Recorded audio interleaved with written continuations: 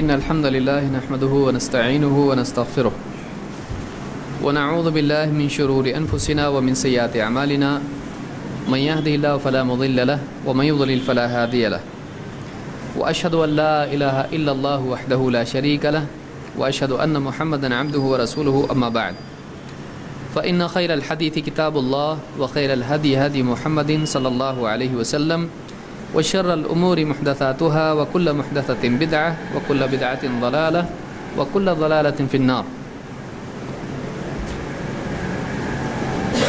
پچھلے تمام دروس میں اختلاف امت اور اس کا حل اور اسی طرح سے علماء کے مابین اختلاف کے اسباب اور اس سلسلے میں ہماری ذمہ داریاں، یہ دو موضوع ہمارے تھے اور کافی تفصیل سے اس پر ہمارے دروس ہوئے، اور اس میں جو بھی چیزیں ہم نے سیکھی اللہ تعالیٰ اس سے فائدہ اٹھانے کی ہم سب کو توفیق عطا فرمائے۔ آج کا درس میں سمجھتا ہوں اور امید اللہ سے کرتا ہوں کہ یہ آخری درس ہوگا۔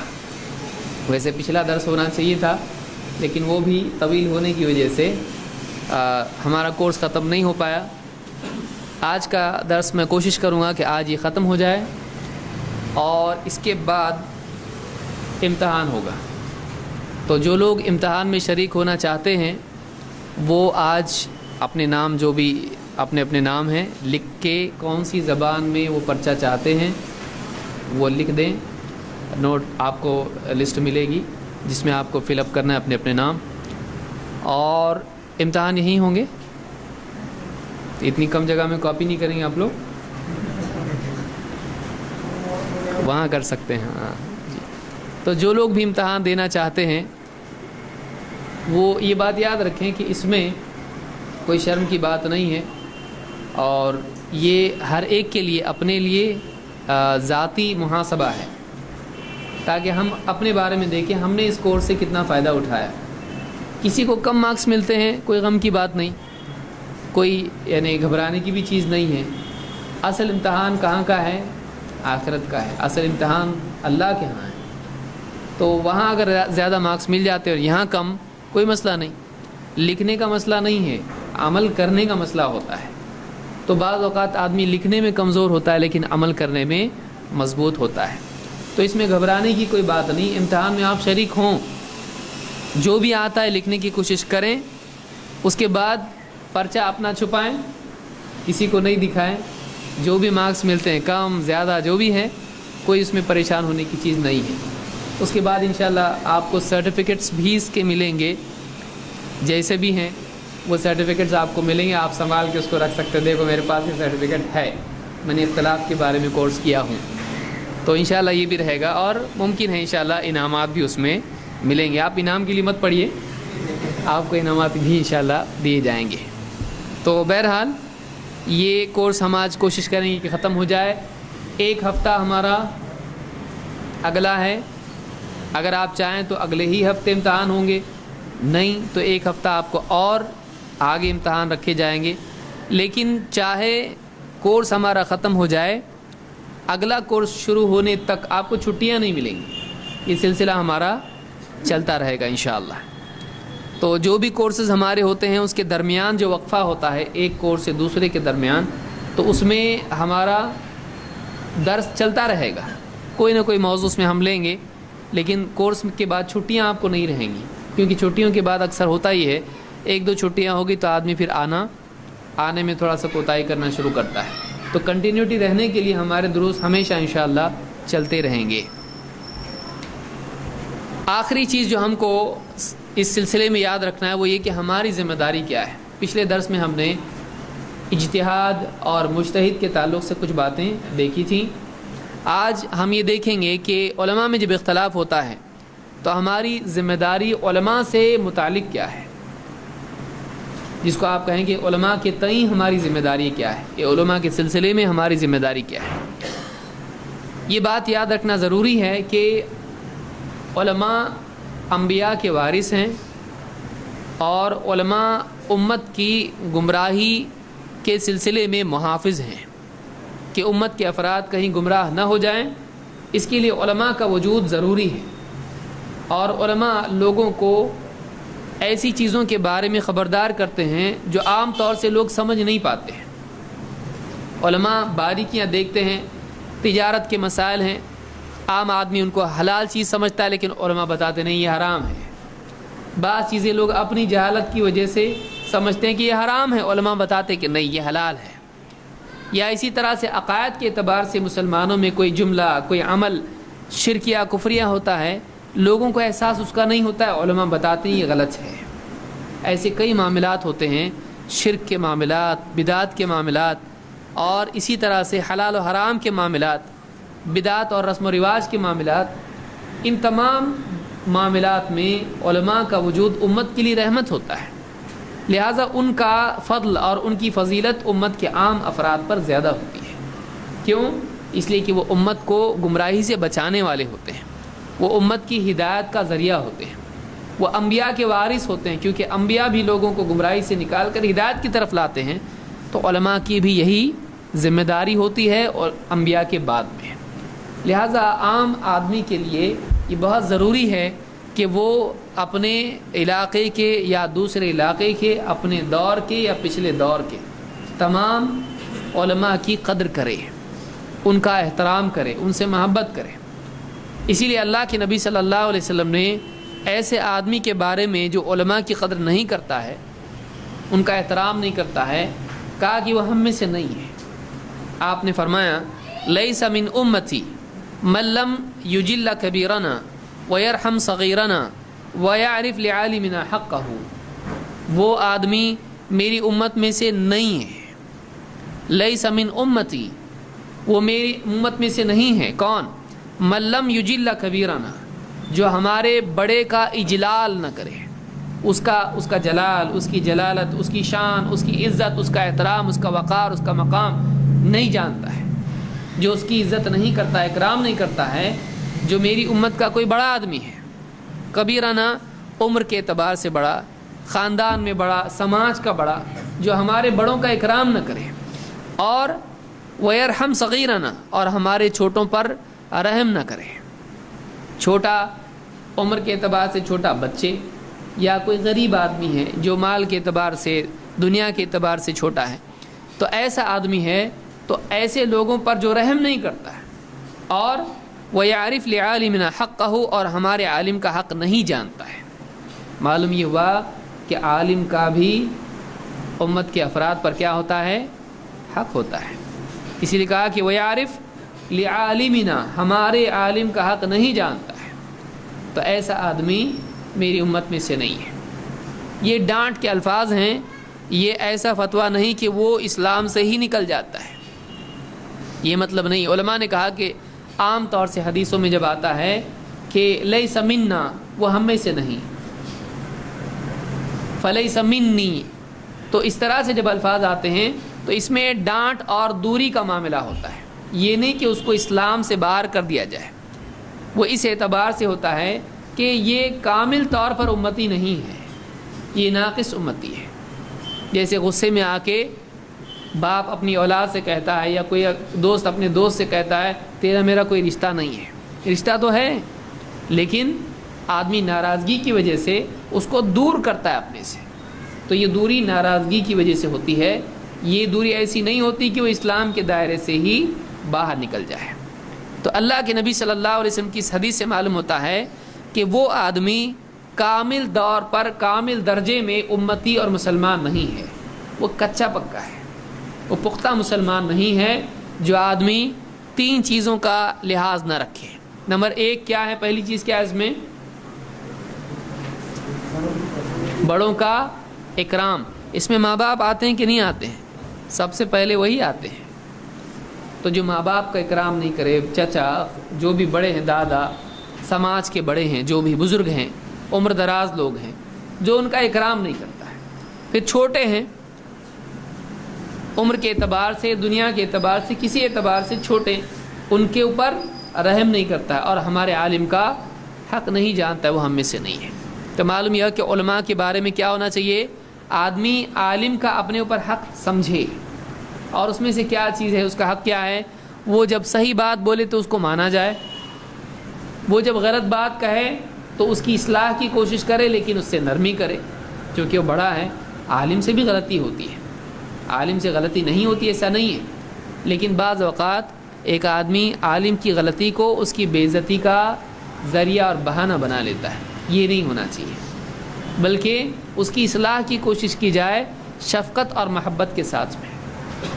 تو عالم کی صحیح بات مانی جائے, عالم کی غلطی پر اس کو مہلت دی جائے اصلاح کے لیے, اس کو ہمدردی کے ساتھ میں نصیحت کی جائے.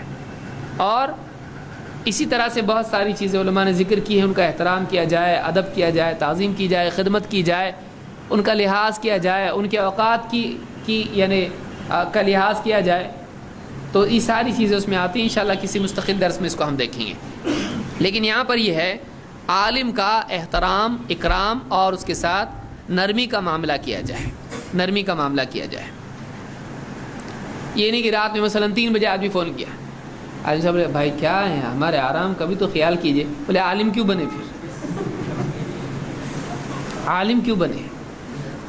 تو آدمی وہی کہے کہ آپ ظالم کیوں بنے بھائی, یہ وقت ہے, آپ جاگ رہے, آپ کو نیند نہیں آ رہی, آپ کو مسئلہ پوچھنا ہے, آپ 3 بجے فون کر رہے ہیں.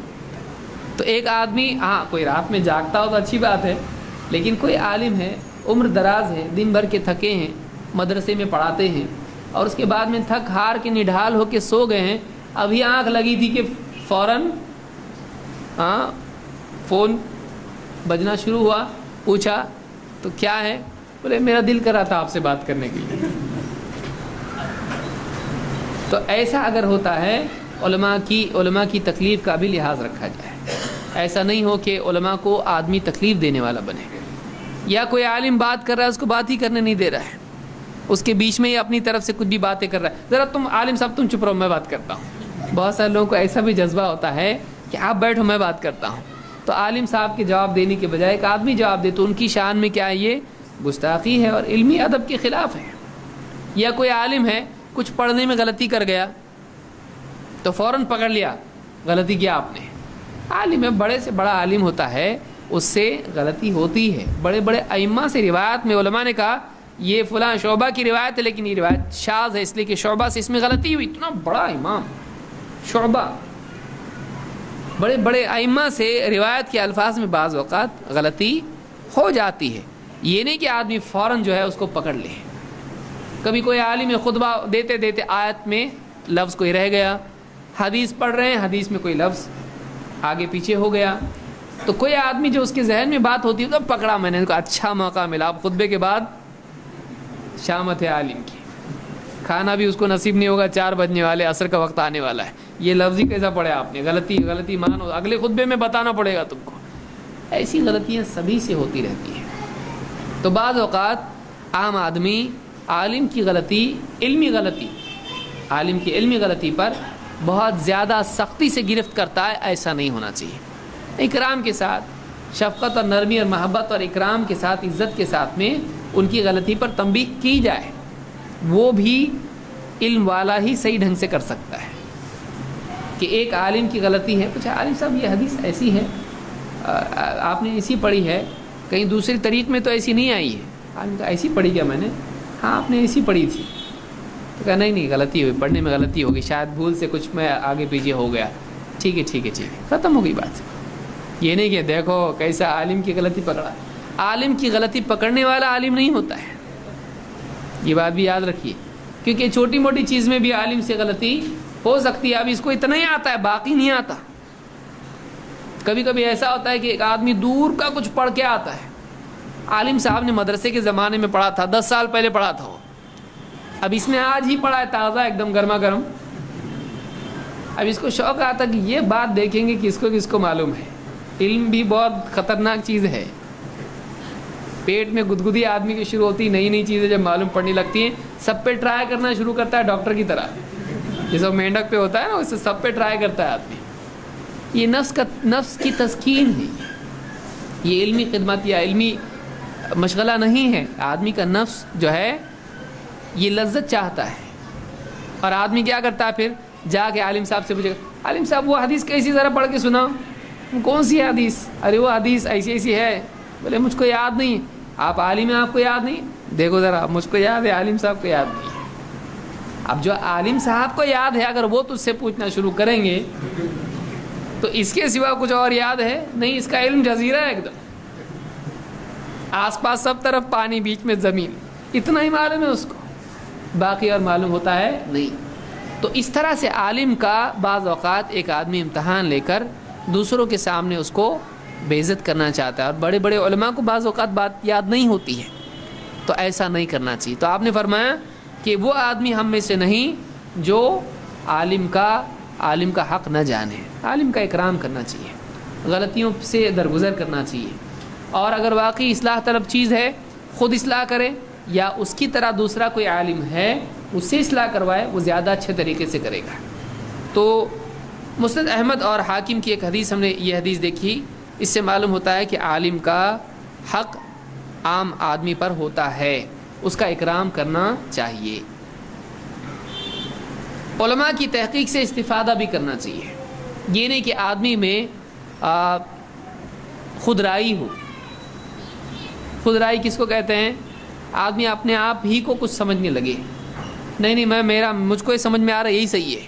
یہ نہیں ہونا چاہیے, بلکہ آدمی کو چاہیے کہ وہ اپنی رائے پر علماء کی رائے کو ترجیح دے, ان کی بات پوری طرح سے سنے, غور کرے, دیکھیں, مزید تحقیق کرے.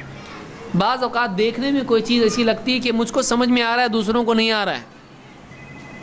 بعض اوقات کیا ہوتا ہے, آدمی کو ایسا لگتا ہے اتنی صاف چیز ہے, کسی کو عالم صاحب کو, ایک بھی عالم کو سمجھ میں نہیں آ رہی. کبھی کبھی ایسا ہوتا ہے, اتنی موٹی چیز ہے, ایک سے ایک عالم سے میں نے بات کیا لیکن ان کی سمجھ میں نہیں آ رہا ہے, تو ذرا خطرناک چیز ہوتی ہے. کیوں؟ ایک بھی عالم کی سمجھ میں نہیں آ رہا ہے, اور اس کو کچھ بھی معلومات نہیں ہے, ابھی 2 مہینے ہوئے قرآن و سنت پہ آ گئے, لیکن اس کی سمجھ میں آ رہا ہے اور ایک بھی عالم کی سمجھ میں نہیں آ رہا ہے, تو کچھ گڑبڑ ادھر ہے کہ ادھر ہے؟ گڑبڑ ادھر ہے. وہ ایسی جیسے ایک آدمی کے بدن میں سوجن پیدا ہو اور وہ سمجھنے لگے کہ ایک دم فٹافٹ ہیلتھ بڑھ رہی میری, تو یہ کیا ہے؟ یہ عیب ہے, یہ بیماری ہے, اور وہ یہ سمجھ رہا ہے کہ میں صحت مند ہو رہا ہوں. تو علمی اعتبار سے بعض اوقات ایک آدمی یہ سمجھتا ہے کہ میں صحیح ہوں اور میں ہی صحیح ہوں, اور باقی عالم بڑے سے بڑا کوئی بھی وہ غلط ہی ہے. یہ بہت بڑا فتنہ آدمی کے لیے ہوتا ہے, یہ گمراہی کا نقطہ ہوتا ہے. دیکھیے ایسا ہو سکتا ہے کہ ایک آدمی صحیح ہو اور کسی عالم سے غلطی ہو, ایسا ہو سکتا ہے, لیکن ایسے چانسز زیادہ نہیں ہوتے. کم ہوتے ہیں کہ زیادہ ہوتے ہیں؟ کم ہوتے ہیں. کہ ایک عالم جو قرآن و سنت کا ماہر ہے, اس کو قرآن کا گہرا علم ہے, حدیث کا گہرا علم ہے, وہ اصول جانتا ہے, وہ حدیث کے اصول جانتا ہے, وہ فقہ کے اصول جانتا ہے, وہ تفسیر جانتا ہے, وہ ناسخ منسوخ جانتا ہے. یہ سب جاننے کے بعد اس سے غلطی ہو سکتی ہے, لیکن چانسز کم ہیں کہ زیادہ ہیں؟ اس آدمی سے جس کو اصول بھی معلوم نہیں اور تفسیر معلوم نہیں, حدیث معلوم نہیں, فقہ معلوم نہیں, اس سے غلطی ہونے کے امکانات زیادہ ہیں. ضروری نہیں کہ ہمیشہ یہی غلط ہوگا, ہمیشہ عالم ہی صحیح ہوگا, ضروری نہیں, لیکن اکثر موقع یہی ہوتا ہے کہ اس سے غلطی اتنی نہیں ہو سکتی, اس سے زیادہ ہو سکتی ہے. اگر اس سے غلطی ہو سکتی ہے, بولے وہ انسان ہے, ان سے نہیں ہو سکتی کیا؟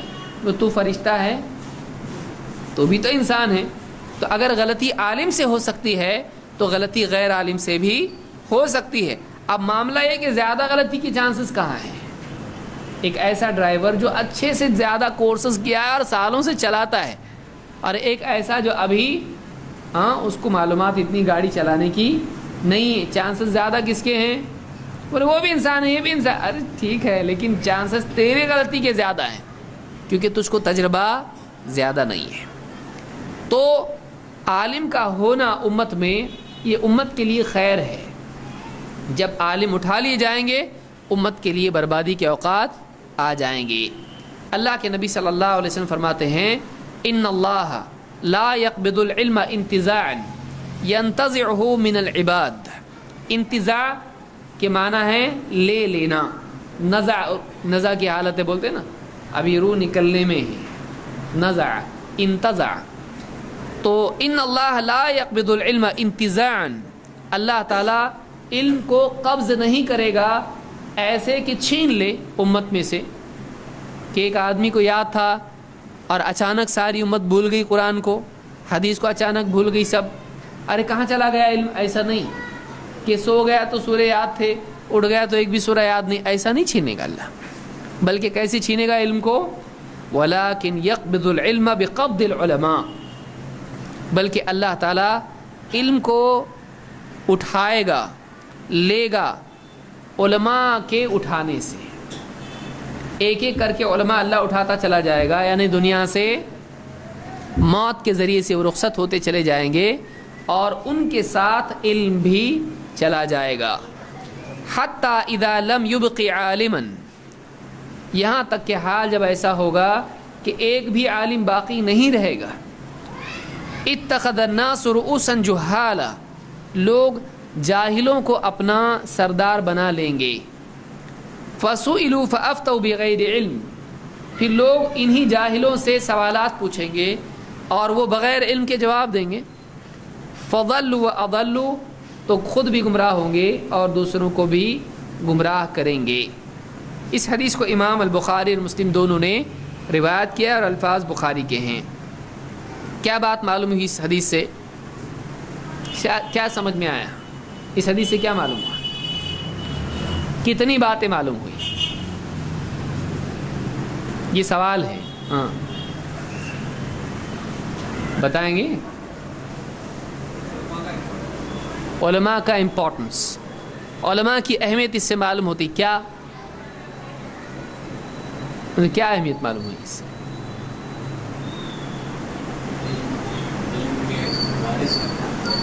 علماء علم کے یعنی انبیاء کے وارث ہیں۔ اس حدیث سے کیا بات سمجھ میں آئی؟ آپ لوگ حدیث سنے ہیں؟ نہیں؟ پنکھا کتنے دیکھ رہے تھے مسجد میں؟ کون بتائے گا؟ آپ یہ سوچ کے نہیں آئے تھے نا ایسا بھی ہوگا؟ سوچئے۔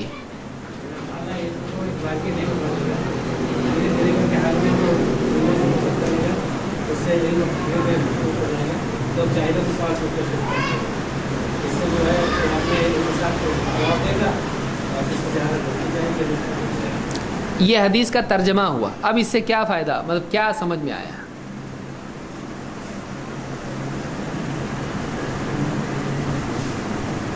جل تو جلال تو آئی بلا کو ٹال تو۔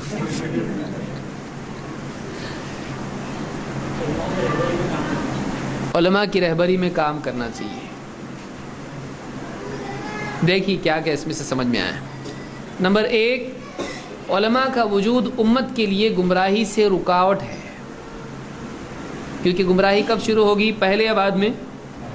حدیث میں کیا، حتی اذا لم یبق عالما، یہاں تک کہ جب عالم باقی نہیں رہے گا تو کیا ہوگا، اتخذ الناس رؤوسا جہالا، تو لوگ جاہلوں کو اپنا سردار بنائیں۔ اب دیکھیں کیا کیا حدیث میں سے آتا ہے سامنے۔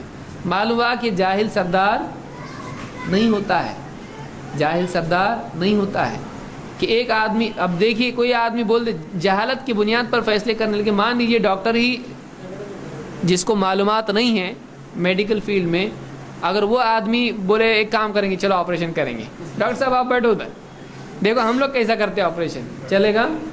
اور آپ کا کرنے لگا تو آپ اسٹریچر چھوڑ کے بھاگیں گے، ہاں وہ بے ہوش بھی کیا ہوگا تو اٹھ کے بھاگے گا، میں نہیں رکتا یہاں پہ۔ تو اگر دین کے مسائل میں جواب دینے والا اگر جاہل ہوگا تو کیا ہوگا، نقصان ہوگا۔ تو اس سے ایک بات یہ معلوم ہوئی کہ سیادت کے لیے علم ضروری ہے۔ سیادت کے معنی کیا ہے، سید، رئیس، لوگوں کا نگراں، لوگوں کے اوپر سرپرست، لوگوں کا ذمہ دار، وہ کیسا ہونا چاہیے، علم والا ہونا چاہیے۔ اگر وہ دینی معاملات میں سے، اگر دنیا معاملات میں ہے تو اس فیلڈ کا اس کو کیا ہونا چاہیے، علم ہونا چاہیے۔ سارے انجینئرز کے اوپر ایسا آدمی ہے جس کو انجینئرنگ کے بارے میں کچھ بھی معلوم نہیں، کام کرو ایسی بناؤ بلڈنگ، پایا ایسا کھودو، کچھ بھی بول دیا اپنے حساب سے، یہ کلر کی اینٹ لاؤ، ہاں لیکن کیسی معلوم نہیں اس کو، تو اب کیا ہوگا، اس سے عمارت پختہ ہوگی نہیں۔ میڈیکل فیلڈ میں کوئی انجینئر چلا جائے، بولے کام کرو پہلی لیئر ایسی کرو، اس کی کچھ بھی بولنا شروع کر دے گا، نقصان ہوگا۔ تو دین کے معاملات میں قوم کا سید، قوم کا رہبر، قوم کا نگراں، ان کا سرپرست کیسا ہونا چاہیے؟ علم والا ہونا چاہیے۔ تو آپ نے یہ فرمایا کہ جب عالم نہیں ملیں گے تو لوگ کس کو اپنا بڑا بنائیں گے؟ جاہل کو۔ تو کیا ہوگا اس کا فائدہ ہوگا؟ نقصان ہوگا۔ کیا نقصان ہوگا اس سے؟ اس سے معلوم ہوتا ہے کہ جاہل سے نہیں پوچھنا چاہیے۔ کیا جاہل سے پوچھنا چاہیے؟ وہ لوگ کیوں گمراہ ہوں گے؟ تو معلوم یہ ہوا کہ پوچھنا کس سے چاہیے؟ علم والے سے پوچھنا چاہیے۔ اسی لیے قرآن میں اللہ نے کیا فرمایا؟ فَاسْأَلُوا أَهْلَ الذِّكْرِ إِن كُنتُمْ لَا تَعْلَمُونَ، جاننے والوں سے، اہل ذکر سے پوچھو اگر تم کو نہیں معلوم۔ تو جاننے والوں سے پوچھنا چاہیے۔ اسی طرح سے یہاں پر آپ نے فرمایا فَضَلُّوا وَأَضَلُّوا، تو جاہل جب دین کے مسائل میں بات کرنے لگیں گے اور لوگ ان سے پوچھیں گے اور یہ بولنا شروع کر دیں گے تو نقصان کیا ہوگا؟ پہلے کیا ہوگا؟ فَضَلُّوا، خود گمراہ ہوں گے۔ کیوں گمراہ ہوں گے؟ کیسے گمراہ ہوں گے آپ بتائیے؟ علم نہ ہونے کے، لیکن کیسے؟ جواب دینے والے کیسے گمراہ ہوں گے؟ دل سے فتویٰ دیں گے، یعنی اب لوگ ان کے پاس جائیں گے، آپ پوچھیں گے اس مسئلے میں آپ کا کیا کہنا ہے؟ وہ سوچیں گے میرا کیا کہنا ہے، میرا کیا کہنا ہے۔ ایک کام کرو، ایسا کرو، کیونکہ یہ سب سے بڑا فتنے کا وقت ہوتا ہے ایک آدمی کے لیے کہ لوگ اس کو مرجع ماننے لگے، وہ اپنے آپ کو مینٹین کرنے کی کوشش کرتا ہے۔ اب ایک آدمی ہے جس کے پاس دین کا علم گہرا نہیں ہے، اب کوئی آدمی ایسے آدمی کے پاس جائے گا، اس کو کچھ بھی معلوم نہیں ہے، چلو جا کے اس سے پوچھیں گے، ایسا ہوتا ہے۔ اب عالم نہیں ہے اور ایک دم جاہل بھی نہیں ہے، لیکن یہ جاہل کیسا جاہل ہے؟ آدھا جاہل۔ دیکھیے جس کو نیم حکیم ہمارے یہاں پر کہتے ہیں، کہ جس کو آدھا معلوم ہے لیکن آدھا مشین کھولنے آتا ہے لیکن واپس سے بند کرنے نہیں آتا ہے۔ تو ایسے لوگ جو سماج میں تھوڑے پہچانے جاتے ہیں، ان کو تھوڑا بہت معلوم ہے، تھوڑا بہت معلوم ہے، لیکن پورا معلوم، اچھی طرح سے معلوم نہیں ہے۔ تو اب عالم اگر نہیں ہے تو اب پبلک میں جس کو سمجھتے ہیں اس کو معلوم ہوگا، ایسے لوگوں سے لوگ پوچھیں گے۔ یہ نہیں کہ لوگوں میں معروف ہے کہ یہ جاہل ہے، چلو جا کے جاہل سے پوچھتے ہیں، ایسا ہوگا؟ یہ جاہل ویسا جاہل نہیں ہوگا۔ یہ کیسا جاہل ہوگا؟ جہل مرکب، یہ نیم جاہل ہوگا، جو لوگوں میں تھوڑا بہت معلومات اس کو ہے لیکن واقعی فتویٰ دینے کی اہلیت اس میں نہیں ہے۔ دیکھیے تھوڑا بہت تو سبھی کو معلوم ہوتا ہے، نماز کیسی پڑھنا چاہیے، ایسا پڑھنا چاہیے، لیکن پیش آنے والے مسائل میں غور و فکر کر کے فتویٰ دینا کیا یہ ہر آدمی کر سکتا ہے؟ نہیں کر سکتا ہے۔ تو اب 4-5 چیزیں ایک آدمی کو معلوم ہے، چلو بھائی ہم لوگوں سے تو زیادہ ان کو معلوم ہے، انہی سے پوچھ لیتے ہیں، تو ایسا ان لوگوں میں کوئی آدمی ہوگا، وہ جا کے کیا کریں گے؟ اس سے پوچھیں گے، اب وہ اپنے طور پر فتویٰ دے گا، تو وہ ایسی چیز میں اجتہاد کرے گا جس میں اس کی اہلیت نہیں ہے۔ فَسُئِلُوا فَأَفْتَوْا بِغَيْرِ علم، وہ بغیر علم کے فتویٰ دیں گے۔ فَضَلُّوا وَأَضَلُّوا، خود بھی گمراہ ہوں گے اور دوسروں کو بھی گمراہ کریں گے۔ ایسا جواب دینے کی وجہ سے جو قرآن و سنت پر مبنی نہیں ہے، علم پر مبنی نہیں ہے، یہ گمراہ ہو جائیں گے، اور لوگ اس پر عمل کرنے کی وجہ سے لوگ بھی گمراہ ہو جائیں گے۔ یہ جہالت کا نقصان ہے کہ ایک آدمی جہالت کے ساتھ جب دعوتی میدان میں اترتا ہے اور فتویٰ بھی دینے لگتا ہے، لوگوں کا رہبر بنتا ہے، تو 2 نقصان ہوتے ہیں۔ کیا؟ خود بھی گمراہ اور دوسروں کو بھی گمراہ۔ تو جہالت گمراہی کا بیج ہے اور سبب ہے، صحیح ہے؟ جہالت گمراہی کا سبب ہے، اور علم سے آدمی گمراہی سے بچتا ہے۔ اور علم جن کے پاس ہو ان کو کیا کہتے ہیں؟ ہاں، عالم، یا کئی لوگ ہوں تو علماء۔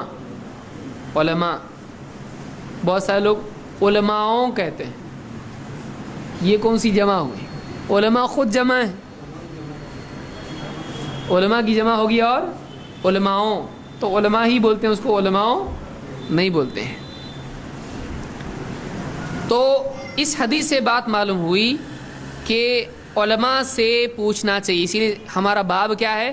علماء کی تحقیق سے استفادہ. یہ نہیں کہ آدمی ہر آدمی سے پوچھے اور آپ کی کیا رائے ہے، آپ کی کیا رائے ہے. یہ اوپینین پول وغیرہ کچھ ہے دین کا معاملہ کہ آپ کی رائے بتائیے، نہیں. علماء سے استفادہ کرنا چاہیے. اور ہر آدمی جب دین میں بولنے لگتا ہے تو اس سے دین کا نقصان ہوتا ہے، عوام گمراہ ہوتی ہے. تو علماء سے استفادہ کرنا چاہیے. جتنے سنگین مسائل ہیں اتنا زیادہ معاملہ بڑھ جاتا ہے کہ ہم بڑے علماء سے پوچھیں. ہاں چھوٹے موٹے مسائل ہیں، ٹھیک ہے، عام علماء سے بھی ہم پوچھتے ہیں، لیکن جتنا زیادہ سیریس دین کا معاملہ ہوتا ہے اتنے مسائل میں اتنے بڑے عالم سے پوچھنا چاہیے. آج تو امت کا حال یہ ہے کہ خاص کر کے امت کے جو مسائل ہیں، دیکھیے یہ بات اچھی طرح سے یاد رکھیے. آج بہت سارے امت کے سیاسی مسائل ہیں. ان مسائل میں آج بہت سے ایسے لوگ پیدا ہو رہے ہیں جو یہ کہہ رہے ہیں علماء کو اس کے بارے میں زیادہ معلومات نہیں ہے، یہ ماڈرن حالات ہیں، اس کے بارے میں ماڈرن لوگوں کو زیادہ معلوم ہے. اس میں علماء تو بیچارے اپنے حجروں میں رہتے ہیں، ان کو دنیا کا کیا معلوم ہے، سیاست میں کیا چل رہا ہے، کون سے ملک میں کیا چل رہا ہے. اس میں جو لوگ سیاست کے میدان میں ہیں، جو انٹرنیٹ سے جڑے ہوئے ہیں، جن کو زیادہ دنیا کی معلومات ہوتی ہے، جو جینٹلمین قسم کے بولنے والے ہیں، ان کو زیادہ معلومات ہوتی ہے، علماء کو نہیں ہوتی ہے. ایسا بہت سارے لوگ آج کل کہنے لگے ہیں اور علماء سے کاٹنے کی کوشش کر رہے ہیں. کوئی کہتا ہے علماء کو زیادہ معلومات نہیں ہیں، کوئی کہتا ہے کہ عرب علماء کو تو کیا معلوم ہی نہیں، ان کو تو کچھ، ویسے بھی وہ کس کے بکے ہوئے ہیں، گورنمنٹ کے. جیسے اس نے جا کے بریف کیس یہی لے کے گیا تھا. ایک آدمی بغیر علم کے کہے، کتنی سخت بات ہے کہ ایک آدمی علماء کے بارے میں اتنی بڑی بات کہے کہ عرب میں جتنے علماء ہیں وہ سب گورنمنٹ کے علماء ہیں. عام طور سے جو لوگ علماء سے کاٹنا چاہتے ہیں وہ یہ بات کہتے ہیں. ان کو قیامت کے دن اللہ کے پاس جواب دینا پڑے گا. قیامت کے دن اللہ کے پاس جواب دینا پڑے گا کہ علماء کے بارے میں انہوں نے کیا کہا. دیکھیے علماء میں اچھے اور برے دونوں علماء ہوتے ہیں، اس میں کوئی شک نہیں ہے. سارے علماء صحیح ایسا ہے نہیں ہے، اچھے علماء بھی ہوتے ہیں، برے علماء بھی ہوتے ہیں. کچھ ایسے بھی ہوتے ہیں جو دنیا کے پیچھے دوڑ کے اپنی آخرت خراب کرتے ہیں. لیکن ایک آدمی محض اس وجہ سے کہ میرے دل میں یہ بات ہے فلاں عالم اس سے متفق نہیں ہے، پھر اس پر کچھ تہمت لگا دے اور اس کو غلط ثابت کرے، یہ چھوٹے لوگوں کا طریقہ ہے، یہ گھٹیا لوگوں کا طریقہ ہے. صرف اس وجہ سے کہ میری رائے سے فلاں عالم اتفاق نہیں رکھتا ہے، یہ کہے کہ وہ گورنمنٹ کا، سعودی گورنمنٹ کا بکا ہوا عالم ہے، ایسی بات آدمی بولے. اس کو کیا علم ہے، اس نے کیسے جانا، اس نے کیسے جانا. اور اکثر ایسا ہوتا ہے کہ علماء بہت پیشی کے ساتھ میں سوچتے ہیں کہ امت کو ان حالات میں صبر کی تلقین کرنا ضروری ہے. وہ بہت سارے مسائل پر چپ بیٹھتے ہیں اس لیے کہ ان کے بولنے سے فتنہ ہو سکتا ہے، نقصان ہو سکتا ہے. اب یہ آدمی اس کو کیا سمجھتا ہے، بزدلی سمجھتا ہے. بہت سارے لوگ اس کو اچھی طرح سے یاد رکھیے، جو امت کے معاملات میں بہادری دکھاتے ہیں وہ گلی کے معاملات میں بزدل ہوتے ہیں، ہے کہ نہیں؟ آپ بتائیے اپنے شہر میں وہ آدمی بزدل ہے لیکن انٹرنیشنل معاملات میں بہت بہادر ہے. وہ ایسا ہونا چاہیے، جہاد ہونا چاہیے، حملے کرنا چاہیے، بم بناؤ، کچھ تو کرو، ہوائی جہاز خریدو، بڑی بڑی باتیں کرتا ہے. اس کی اپنی گلی میں ایک لڑکی کو لڑکا چھیڑ رہا ہے، اس کو روکنے کی طاقت اس میں نہیں ہے. مسلمان بچی جا رہی برقع پہن کے، اس کو کوئی اگر چھیڑتا ہے، یہ دیکھ کے بھائیو کہاں جھگڑا مولنے کا بھائی، پوری چوکی میں معاملہ جائے گا، ایسا ہوگا، چلو اپنا کک مارو، نکلو یہاں سے. کتنے کالجز ہیں، کتنے چوراہے ہیں، اس پہ مسلمان کوئی شراب پی رہا ہے، کوئی آپس میں مار پیٹ کر رہا ہے، کوئی کسی پہ ظلم کر رہا ہے، کوئی لڑکیوں کو چھیڑ رہا ہے، کچھ کیا نہیں ہو رہا ہے، اس کو روکنے والے ہیں. یہ کون سی دنیا میں حکومت قائم کرنا چاہتے آپ؟ اپنی گلی میں غیر اسلامی چیزوں کو جو آدمی بند نہیں کر سکتا ہے وہ دنیا میں بند کرنے کی بات کریں، جھوٹ بولتا ہے. یہ آپ چھوٹے میں نہیں کر پا رہے، آپ مینڈک پہ آپریشن آپ کا فیل ہو رہا، آپ انسان پہ آپریشن کرنا چاہتے.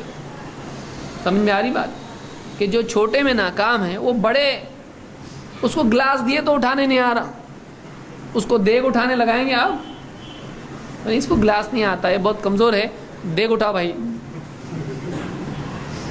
اٹھائے گا وہ. جو چھوٹے میں فیل ہے وہ بڑے میں پاس ہوگا.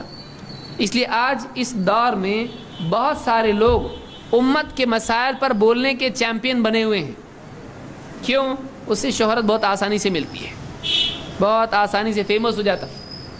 ورسٹائل ہے ایک دم، یہ ایک دم گلوریس شخصیت ہے. یہ بڑی بڑی باتیں بولتا ہے، یہ چیلنج کرتا ہے امریکہ کو، یہ چیلنج کرتا ہے فلانے کو، یہ چیلنج کرتا ہے فلانے کو. یہاں سے بیٹھ کے سب کو چیلنج کرنا، اور وہ بھی یوٹیوب سے، بہت آسان ہے. کوئی سینسر اس کا ہے، کچھ بھی بول سکتا ہے آدمی. پبلک بھی بولتی کیا کھول کے بولتا ہے، یہ بہت بہادر ہے. شیخ بن باز ہلکے پھلکے لوگ ہیں، ان میں ہمت ہی کہاں ہے. شیخ عثیمین ہمت نہیں، شیخ ربی، شیخ صالح الفوزان، کہ ہمت والے لوگ نہیں ہیں. یہ کیا ہمت والا ہے، اس کو چیلنج کرتا ہے، کبھی اس کو چیلنج کرتا ہے. کرنے کا جب وقت آتا ہے کوئی کچھ کرتا ہے. تو آج بہت سارے لوگ الفاظ کے بہادر بنے ہوئے ہیں، اور اس سے زیادہ بڑھ کے بات یہ ہوتی ہے کہ وہ لوگ بڑے بڑے علماء کو بھی غلط کہتے ہیں. یہ جہالت ہے. بہت سارے ملکوں کی جو درگت بنی ہوئی ہے، اس میں بہت بڑا ہاتھ اور بہت بڑا سبب ایسے ہی لوگوں کا رہا جنہوں نے لوگوں کو ورغلایا اور ایسی چیزیں کرنے پر ڈالا. آج بہت سارے لوگ بول رہے ہیں وہ پہلے اس کی حکومت اچھی تھی، اب جو حالات پیدا ہوئے وہ اور بھی زیادہ بگڑے ہوئے ہیں. کئی ملکوں میں ایسا ہو رہا ہے. کوئی حکومت بدل کے اس سے اچھی حکومت آتی نہیں، اس سے زیادہ بری حکومت آتی. آپ دنیا بھر کے حالات دیکھیں. بہت سارے لوگ بولے نا یہ اچھے حالات بدل رہے ہیں، ابھی بہت اچھے حالات آئیں گے. کچھ اچھے حالات آتے نہیں، پہلے سے زیادہ برے حالات آتے ہیں. تو ایسے جتنے جینٹل مین ہیں آپ ان لوگوں سے بچیں، جو بھولے بھالے سیدھے وہ امامہ باندھے ہوئے جبہ پہنے وہ عالم، وہیں ان کو پکڑ کے رکھیں. جو ہمارے روایتی عالم جو ہیں، جو روایتی عالم ہیں، جو قرآن و سنت کے علماء ہیں، یہ چاہے آپ کو بزدل دکھائی دیں، چاہے یہ آؤٹ ڈیٹڈ آپ کو دکھائی دیں، اسلام کے عالم ہیں، وہ قرآن و سنت کے عالم ہیں. قرآن و سنت کبھی آؤٹ ڈیٹ ہونے والا نہیں ہے. یہ یوٹیوب والے، فیس بک والے، ٹویٹر والے، یہ ٹویٹر ہی ہیں. قرآن و سنت کے علماء ہی علماء ہیں. اس کو ہمیشہ یاد رکھیے. قرآن و سنت کا جو گہرا علم نہیں رکھتا ہے، آج بھی آپ دیکھیں ابن تیمیہ رحمۃ اللہ علیہ کی 6 جلدوں میں کتاب ہے. آج عیسائیوں کے اوپر ان کی جو کتاب ہے وہی ماسٹر پیس ہے، اسی میں مواد آپ کو ملے گا. بعد والے کچھ نہ کچھ ایسی باتیں کرتے ہیں جو اسلام کی بنیادی تعلیمات سے بھی ٹکراتی. کیوں؟ ان کے پاس قرآن و سنت کا علم نہیں ہے، گہرا تفقہ ان کے پاس نہیں ہے. اس لیے یہاں بچنے کی کوشش کرے گا تو یہاں ایکسیڈنٹ ہوگا، یہاں بچنے کی کوشش کرے گا یہاں ایکسیڈنٹ ہوگا اس کا. لیکن جو قرآن و سنت کا ماہر ہے، اس کو دوسرا معلوم اگر کچھ نہیں بھی ہے، اگر ایسے مسائل میں وہ بولنا شروع کرے گا تو برابر بولے گا. کیوں؟ اس لیے کہ اس کو معلوم ہے یہ 2 لکیروں کے بیچ میں چلنا ہے. وہ برابر لین کا قاعدہ پکڑ کے چلے گا، اس کا ایکسیڈنٹ نہیں ہوگا. تو اس لیے یاد رکھیں یہ ایسا دور ہے کہ اس میں سننے والوں سے زیادہ بولنے والے ہیں. اور اللہ کے نبی صلی اللہ علیہ وسلم کی ایک حدیث بھی ہے جس کو امام مالک نے روایت کیا موقوفاً، اور دوسروں نے اس کو امام الطبرانی وغیرہ نے مرفوعاً بھی روایت کیا ہے، اور مختلف الفاظ کے ساتھ وہ روایت آئی ہے. آپ صلی اللہ علیہ وسلم فرماتے ہیں، اور عبداللہ ابن مسعود کا بھی قول یہ ہے کہ تم ایسے دور میں ہو، اس کو یاد رکھیے، تم ایک ایسے دور میں ہو جس میں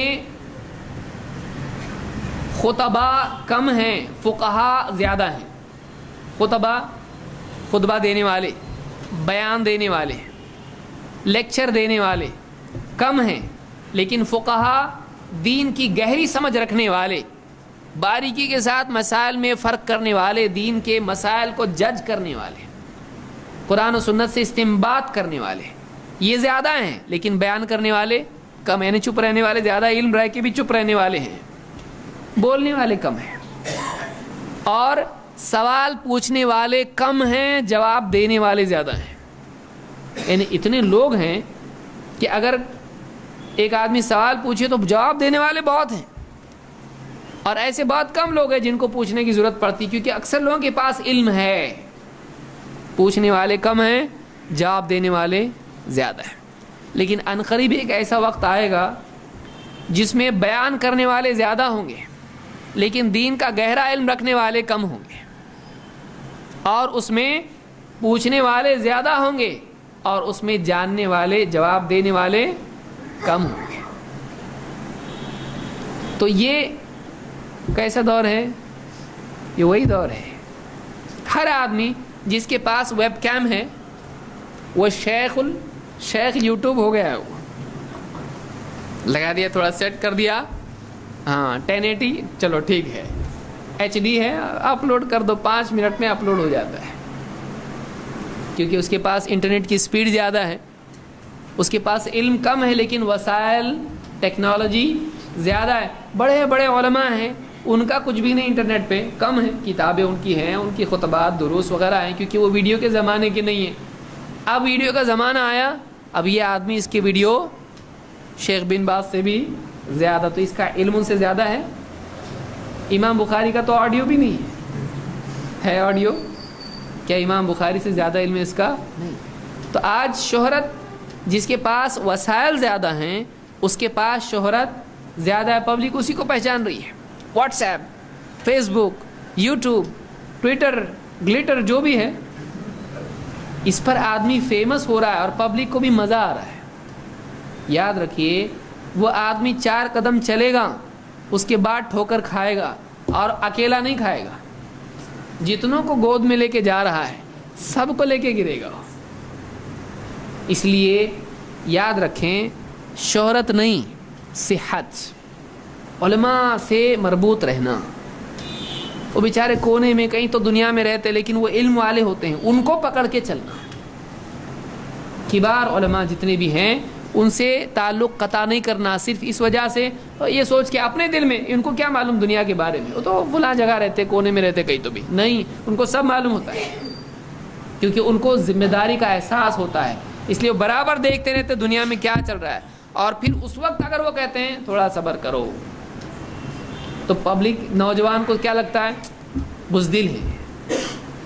بزدل نہیں ہے. مار کھا کے چپ بیٹھنے سے اچھا ہے مار کھائے بغیر چپ بیٹھنا، ہے کہ نہیں ہے؟ بہت زیادہ بہادر ہے. کوئی آدمی ہے بستی میں ستا رہا ہے لوگوں کو، اب یہ بہادر ہے جا کے اس سے کیا ہے، اس نے 2-3 اس کو دیا، ہاں کیا ہے بھائی، ایسے ہی پوچھنے آیا تھا میں کیا ہے. کرو نا، کرو پارکنگ کرو یہاں پہ، کون منع کیا آپ کو ادھر.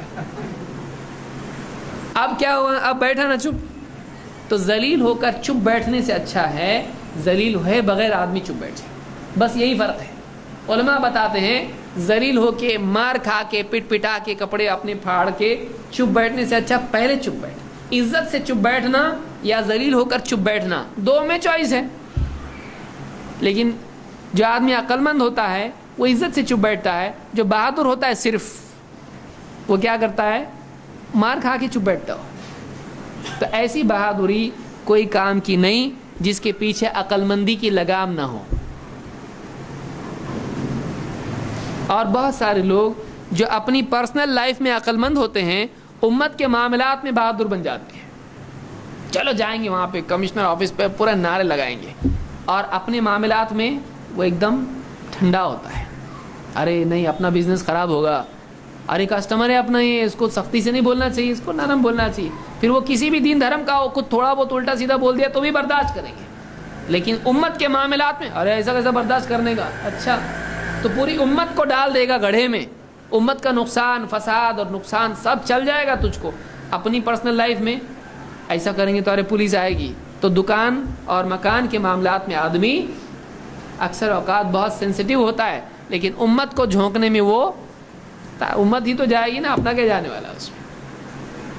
علماء کیا کرتے ہیں، علماء امت کو بچاتے ہیں.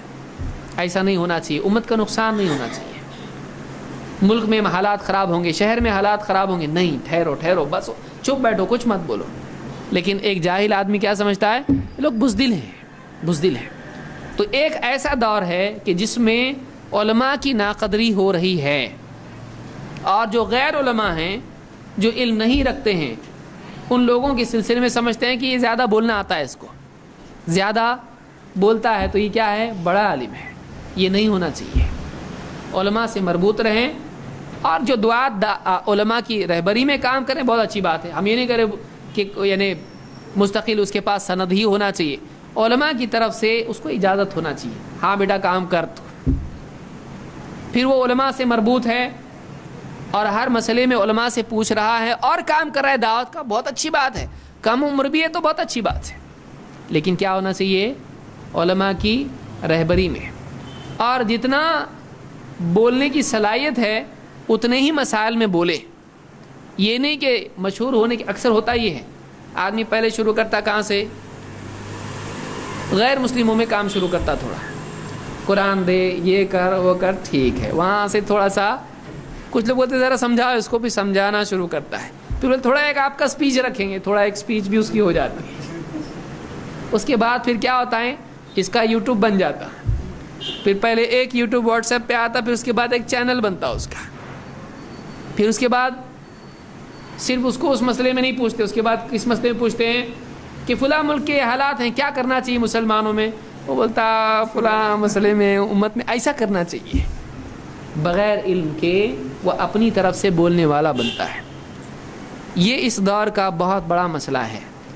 میں ان لوگوں کو ڈسکریج نہیں کر رہا ہوں جو کسی نہ کسی اعتبار سے گلی میں، بستی میں، علاقے میں کام کر رہے ہیں دعوتی، اس کے لیے عالم ہونا ضروری نہیں ہے۔ شیخ عثیمین نے بھی اس سلسلے میں کیا کہا؟ ایک آدمی اگر دعوت دیتا ہے کسی کو، اس کو عالم ہونے کی ضرورت نہیں، عالم نہیں ہوا تو بھی چلتا ہے، لیکن جس کا علم نہیں ہے، جس معاملے میں اس کو علم نہیں ہے، وہ اس معاملے میں بولنے لگے صرف اس وجہ سے کہ میں آج فیمس ہو چکا ہوں، اور وہ بہت سخت وقت ہوتا ہے کہ لوگ سمجھ رہے ہیں ارے ان کو معلوم ہوگا، چلو ان سے پوچھتے ہیں، اب آئے ذرا اس مسئلے میں کچھ بتائیے، اب یہ سوچتا میں اگر بولوں گا بھائی مجھ کو اس مسئلے میں معلوم نہیں، تو بولیں گے آپ کو معلوم نہیں، آپ کو نہیں معلوم، تو وہ جو ٹائم ہوتا ہے بہت بھاری ہوتا ہے۔ جو آدمی اس کو پار کر گیا، نہیں معلوم تو نہیں معلوم، لیکن آدمی کیسا سوچتا ہے؟ وہ اپنی لا علمی کا اقرار کرنے سے ڈرتا ہے، لیکن جہالت کا عمل کرنے سے نہیں ڈرتا۔ بغیر علم کے بولنا خود جہالت ہے، بغیر علم کے بولنا خود جہالت ہے، یہ اللہ کے سامنے جہالت ہے، لیکن آدمی بندوں کے سامنے اپنی جہالت کا اقرار کرنے سے ڈرتا ہے کہ میں اتنا فیمس ہو چکا ہوں اور اتنا موٹا مسئلہ نہیں معلوم، تو پھر کیا کرتا ہے؟ وہ اس کو اپنی طرف سے کچھ نہ کچھ شاید ایسا ہے، ذہن میں تو نہیں لیکن ایسا ہونا چاہیے میرے حساب سے، تو ایسا کر کے جواب دے دیتا ہے، اور وہ بہت بڑی غلطی ہوتی ہے۔ پھر اس کے پیچھے 1000 آدمی، 500 آدمی عمل کرنا شروع کرتے ہیں، اور سب کا گناہ کس پر آتا ہے؟ امام مالک رحمۃ اللہ علیہ کے پاس کچھ لوگ آئے اور سوالات پوچھے، یہ سوال 2 3 4 کئی سوالات پوچھے، اور انہوں نے کئی سوالات کے جواب میں کہا لا ادری، نہیں معلوم، نہیں معلوم، نہیں معلوم، نہیں معلوم، 36 سوالات نہیں معلوم 40 میں سے۔ اب انہوں نے بولا ہم اتنے دور سے آئے، لوگوں نے ہم کو بھیجا آپ سے پوچھنے کے لیے، اب ان کو جا کے کیا بتانا ہم نے؟ نہیں معلوم، نہیں معلوم، نہیں معلوم۔ سب آپ اتنے بڑے امام ہیں، آپ سے نہیں پوچھیں گے تو کس سے پوچھیں گے ہم آپ سے پوچھنے کے لیے آپ لوگوں پبلک ہم کو بھیجی اتنے، اس سے سب کو تیار کر کے جاؤ پوچھ کے آؤ، تو اپنی قوم میں جا کے ہم کیا بتائیں؟ کہ جا کے ان سے کہو مالک نے اپنی جہالت کا اقرار کر لیا، یعنی یہ نہیں کہ اب تم ٹھیک ہے ٹھیک ہے، اچھا بیٹھو بیٹھو، اب تھوڑا بنا کے بولتا ہوں تم کو، دور سے آئے کیا تم لوگ؟ اچھا پہلے بتانا تھا، یعنی پہلے نہیں معلوم تھا تو اب معلوم پڑ جائے گا۔ نہیں معلوم کا مطلب نہیں معلوم، چاہے دور سے آؤ نزدیک سے آؤ، بہت ضروری ہے، بہت نہیں معلوم کا مطلب نہیں معلوم۔ ویسے ہی جیسے کوئی آدمی کسی میکینک کے پاس جائے، بولے گاڑی بنانے نہیں آتی، ارے بھائی میرے کو سفر پہ جانا ہے، پہنچنا ہے جلدی، ایسا ہے کیا؟ ٹھیک ہے کھولا، ارے گاڑی نہیں چالو ہو رہی، پہلے بولا تھا نا نہیں معلوم، تو بولا بہت دور سے آیا، اس نے میں نے بنا دیا، اب بریک دبا رہا تو گاڑی آگے جا رہی ہے، ایکسیلیٹر دبا رہا تو پیچھے آ رہا۔ تو نہیں معلوم کا مطلب نہیں، وہ آدمی جو نہیں معلوم نہیں بول سکتا، اس کو کچھ نہیں معلوم، اس کو خود کچھ نہیں معلوم ہے، اس کو نہیں معلوم ہے کہ یہ بولنے کی چیز ہے، یہ خود علم کا ایک بہت اہم باب ہے کہ ایک آدمی جب نہیں معلوم تو بولے کہ نہیں، اور یہ واقعی عالم ہی بولتا ہے.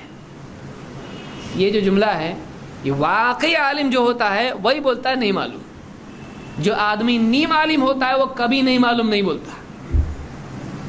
جس کو آدھا عالم بولتے ہیں. آدھا عالم کیا ہوتا ہے؟ آدھا آپ ایسا بولو یا ایسا بولو اس کو، وہ کبھی نہیں معلوم نہیں بولتا ہے. بلکہ وہ عالم اگر بولے نہیں معلوم تو بولتا اچھا ٹھیک ہے میں ایک بات کروں عالم صاحب، میں بولوں اس میں کچھ، تو وہ اپنی طرف سے کچھ تو اجتہاد کر کے بولتا ہے.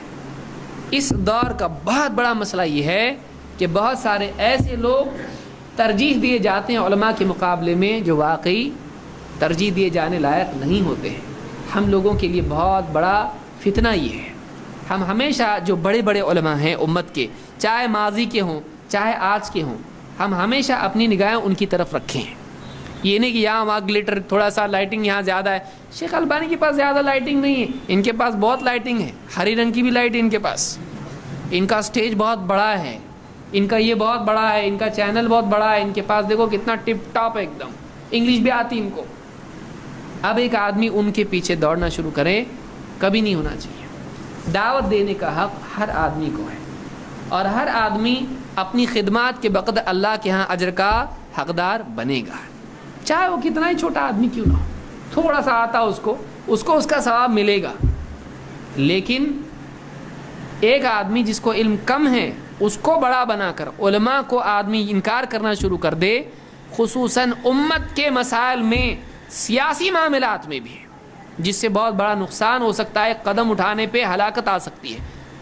یہ اس دور کا بہت بڑا فتنہ ہے. اور آج بہت سارے لوگ ایسا بولتے ہیں علماء کو نہیں دیکھنا، اپنے کو علماء کو کیا معلوم ہے بھائی. علماء ٹھیک ہے، طہارت کے، نماز کے مسائل، طلاق، نکاح، یہ مسائل اس میں علماء، لیکن جو بڑے مسائل ہیں سیاست کے، یہ بہت گہرائی سے اس کو دیکھنا پڑتا ہے. اس کو دین بھی معلوم ہونا چاہیے، دنیا بھی معلوم ہونا چاہیے. ایسا آدمی اس میں بات کر سکتا ہے، علماء نہیں. تو یہ آدمی کیا کر رہا ہے؟ یہ آدمی لوگوں کو گمراہی کی طرف لے جا رہا ہے. ہمیشہ یاد رکھیے اس کو. تو علماء سے ہمیشہ آدمی مربوط رہے، بڑے علماء سے، کبار علماء سے ہمیشہ مربوط رہے. دیکھیں وہ کیا بولتے ہیں ان مسائل میں. چنو گڈو منو ان کی باتیں سن کے آدمی دین کے مسائل، امت کے مسائل حل کرے. بڑے علماء کو دیکھنا چاہیے کہ وہ عالمی سطح پر جو لوگ نگرانی کرتے ہیں، معاملات کا شعور رکھتے ہیں، وہ کیا بول رہے ہیں یہ دیکھنا چاہیے.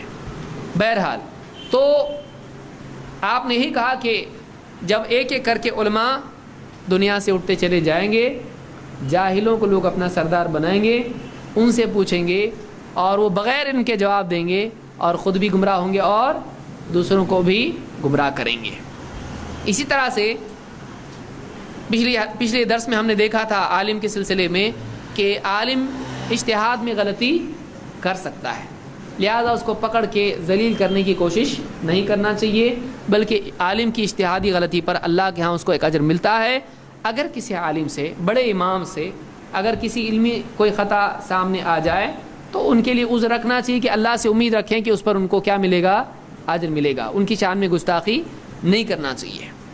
لیکن اس کے الٹا ایک دوسری چیز یہ بھی ہے کہ ایک آدمی یہ کرے کہ علماء کی غلطی کو بھی سینے سے لگائے اور ماننے کو تیار ہی نہ ہو کہ یہ غلطی ہے. یہ اس کی دوسری ایکسٹریم ہے. ایک تو یہ کہ ایک آدمی عالم کی غلطی پر اس کو پورا ہی گمراہ ثابت کرنے کی کوشش کرے جبکہ وہ ایک اجتہادی غلطی ہو. دوسرا اس کا ایکسٹریم، دوسری جانب اس کی یہ ہے، اور غلو اس میں یہ ہے، افراط و تفریط یہ ہے کہ ایک آدمی عالم کی غلطی کو بھی کہے. اتنے بڑے عالم ہیں، کیسا کہ غلطی ہو سکتی ان سے غلطی ہو ہی نہیں سکتی، یا اگر غلطی بھی ہوئی ہے نا ان کو ایک اجر ملے گا تو ہم کو بھی ملے گا، تو غلطی پر بھی اجر ہوتا ہے تو ہم کو بھی ملے گا. آدمی عالم کی غلطی کو ماننے کے لیے تیار نہ ہو. اکثر مقلدین حضرات میں یہ بیماری پائی جاتی ہے، بجائے اس کے کہ وہ کسی عالم کی غلطی کو قبول کریں. ہاں ٹھیک ہے، ہو سکتا ہے غلطی ہوئے، اور حدیث ایسی ہے، قرآن ایسا ہے، اللہ اور اس کے رسول کی بات سے ان کی بات ٹکرا رہی ہے، صحابہ کی بھی فتوے ہیں جو ان کے خلاف جا رہے ہیں. ٹھیک ہے بھائی، عالم کی بات غلطی ہے، اچھے عالم تھے لیکن غلطی کر گئے، لیکن یہ بات قرآن و سنت سے ٹکراتی، اس لیے ہم کو قرآن و سنت ماننا چاہیے. یہ جو بڑا جگر ہے بہت سارے لوگ کر نہیں پاتے ہیں اور تعصب کی چادر اڑ کے سو جاتے ہیں غفلت کی نیند, اور کوئی چادر کھینچنے کی کوشش کرے تو اس کو بھی گھونسے مارنا شروع کرتے ہیں. یہی حال ہوتا ہے کہ کوئی آدمی بتائے بھائی یہ عالم صاحب نے ایسا ایسا فتویٰ دیا ہے, لیکن اللہ اور اس کے رسول کی بات سے ان کی بات ٹکراتی ہے, کہ نہیں ہم تو وہی کریں گے جو ہمارے عالم نے کہا ہے. ارے مفتی ہیں, وہ مفتی ہیں اور اس کے ساتھ ایکسٹرا کورسز بھی کچھ کیے انہوں نے. اب ان کی بات کبھی غلط نہیں ہو سکتی ہے, ہو سکتی ہے, لیکن بہت سارے لوگ غلطی واضح ہونے کے بعد بھی اس کو قبول نہیں کرتے ہیں. تو یہ دوسرا ایکسٹریم ہے, دونوں کے درمیان ہونا چاہیے. عالم کی اجتہادی غلطی پر ہم اس کو اس کے ساتھ بدظن نہ ہوں, اس کی شان میں گستاخی نہ کریں اور اس کو پورا گمراہ ثابت کرنے پر درپے نہ ہو جائیں. دو, عالم سے اگر واقعی غلطی ثابت ہو جائے تو زبردستی اس کی طرفداری نہ کریں, زبردستی غلطی کو صحیح ثابت کرنے کی کوشش نہ کریں. قرآن و سنت اصل ہمارے لیے رہنما ہے, قرآن و سنت کی طرف رجوع کریں چاہے بڑے سے بڑا عالم کیوں نہ ہو. یہ دونوں کے بیچ میں ہم کو چلنا چاہیے.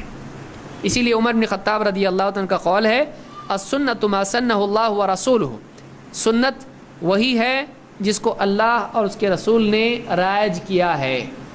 چلنے کا طریقہ جس کو آپ کہیں, جس کو فالو کرنا چاہیے, وہ وہی ہے جو اللہ اور اس کے رسول نے طے کیا ہے. دین وہی ہے.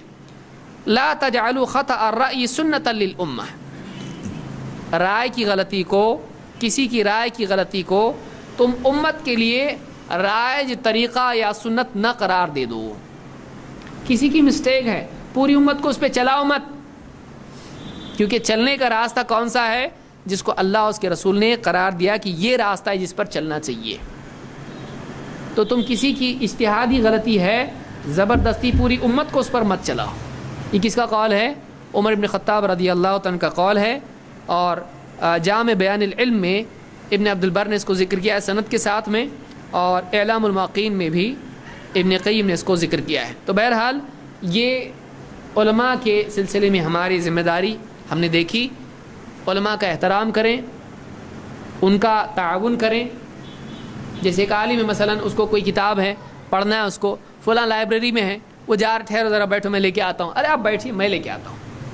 تو ایک آدمی علماء کی خدمت کرے, اس کی کتاب لانے پر بھی اس کو ثواب ملے گا.